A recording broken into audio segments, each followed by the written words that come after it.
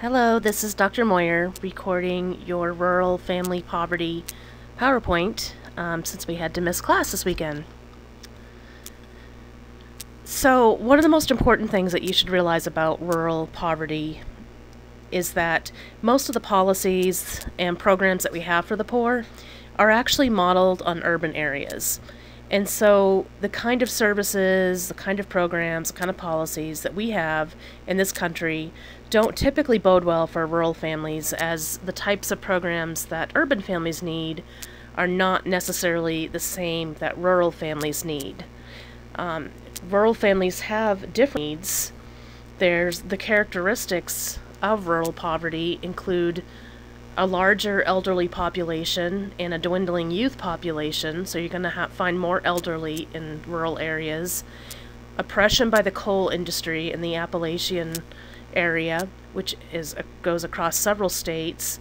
The coal industry actually came in and took advantage of the area and the people that lived there and created this infrastructure of stores and services and paid people very well to go in and harvest coal, but then once all the coal was gone, the industry moved out and took the infrastructure with them and left many families behind in poverty. In rural areas, you also find more negative attitudes in general towards welfare or any type of safety net. There is also a dependence on non-traditional agricultural employment or part-time work, seasonal work, and the main way that people find jobs is through service industry employment. And so all of these types of positions don't typically offer benefits or high pay or even ways to be promoted at work and to move up. Another characteristic, a really important one, is the lack of public transportation. So rural areas, if people don't have their own vehicle, they have a lot of trouble getting around. People can walk or ride their bicycle. Sometimes in some areas there is a bus system, like there is in Charleston. However, real rural areas don't typically have public transportation, and so if somebody is relying on that or needs that to find and maintain a job, that's not possible. And then, of course, the proximity to resources. So, as I mentioned before, a lot of the services and resources that we have been modeled after urban areas. That means that more rural areas, even if they do have the services, they're not typically geared toward the needs of the rural population. And unfortunately, what tends to happen is because the areas are very rural and do not have a great deal of people living in one county, is that many counties will share one resource, like a food pantry or a counseling center or even the welfare office. And so this limits people's ability to be able to take advantage of any resources that do exist. Another characteristic that your textbook talks about is that rural families with power and privilege tend to use it to maintain their privileged positions and to keep basically people that don't have money or power and wealth down. And so that sounds negative, I realize this. However, it's important for you guys to understand it. It takes money typically to run for public office, and public officials are the ones that maintain, create, and enforce policies and laws. And so the elite are usually the only ones that can afford to run for a public office. It takes a lot of funding to carry out an effective campaign. And even if somebody does, or they're able to come up with a grassroots campaign to raise money, they're not usually in as good a position as somebody that came from wealth and class. Wealth is passed down through generations, so one social class is first determined by their parents' status and wealth. It's difficult to overcome that.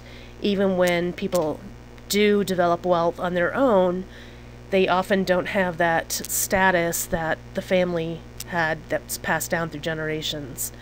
The wealthy tend to marry other wealthy individuals, and characteristics of the upper class are identified by speech patterns, by dress, and by social circles, and so they're easy to pick out. Wealthy people are usually able to identify other wealthy people by their mannerisms, by the way they dress, by the way they interact.